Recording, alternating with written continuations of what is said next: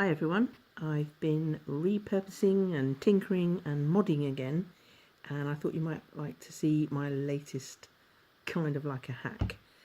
Yesterday I was out and about in Vienna, very cold day and snowy in Vienna yesterday, and my partner and I popped into a charity flea market shop, and I came across, or we both came across, these little Ikea candle holders. And the reason we thought they were quite useful, initially we thought, ooh, I wonder if they would work as a lid for my Tatonka cooking mug or drinking stainless steel cup. But sadly, when we bought it, they're just a little bit too small. They don't quite work, which was a real shame. However, they did sell a slightly bigger one. Now, as you know, I normally use this pot lid.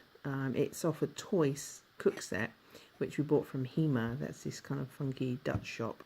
And it's not a snug fit, but it does work. Ideally, I'd love to have the lid that's on the Stanley cook set, which fits this Tatonka cup perfectly. But you just can't buy it on its own. They don't sell it individually. Tatonka don't make a lid for this cup, which I find crazy because, as you all know, when you're camping cooking, you can heat the water up much quicker if you've got a lid on it. So in the flea market, excuse me, in the flea market yesterday, they had another candle tray from Ikea, similar to this one. And it's this one here. As you can see, I've been messing about and creating a pot lid. Sadly, it's not an exact fit again. In fact, it's the exact diameter as this Hema lid. It's exactly the same. So it does still move around a bit. But just for fun, I wanted to see if I could repurpose it and use it a bit like the Stanley one. I used one of these brackets that you use for pipes and things. I had that lying around at home. I got several of these. And I literally just used what I had at home. I've wanted to keep practicing using my pot rivet gun, the blind riveter, and honestly, it is not my friend. I'm struggling to use it effectively, using the wrong size rivets. So again, I've created this lid, the handle for this pot. I thought that was quite an easy fix. I could have probably put just one single bolt through it with a big nut or something. But this is a nice grip. I can hang it up if I want to, or poke a stick through it to lift it up. Things that I learnt, I was being super lazy. I did draw a lovely semicircle there, or in fact on this side,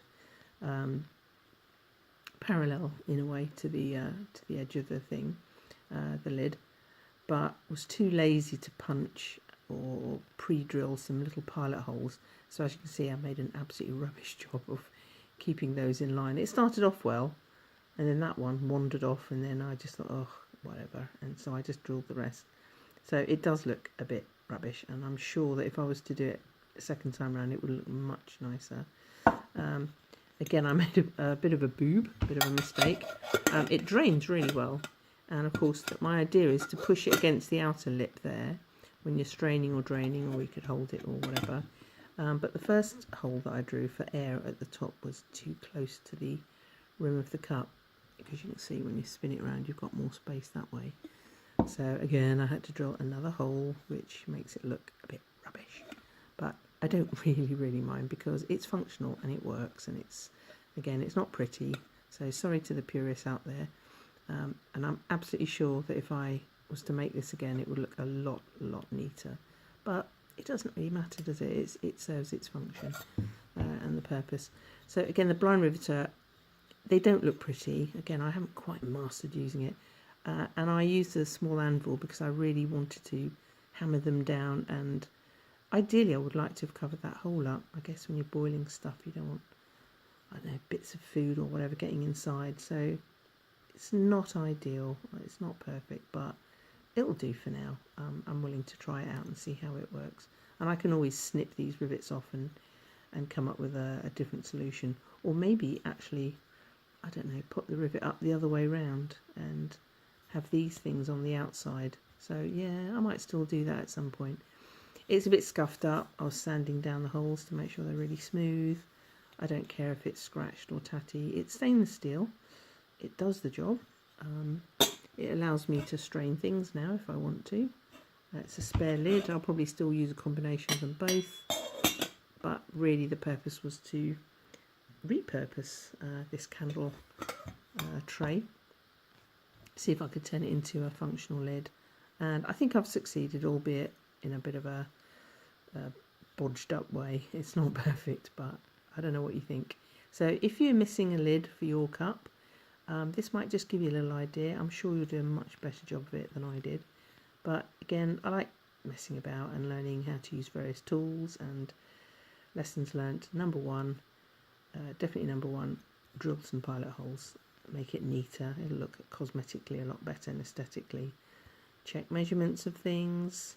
Yeah, could have done that better. And next time round, use the right size rivets. I probably went through about 3 or 4 different rivets just on this one hole here. Ugh, it was frustrating. So, but unless you use these tools, you'll never learn the right way to do it. So I'll keep plugging on and get there eventually. So that's my little hack. It's a Tatonka lid made from an Ikea candle holder. So I hope you enjoyed that. Cheerio, have a good day. Bye.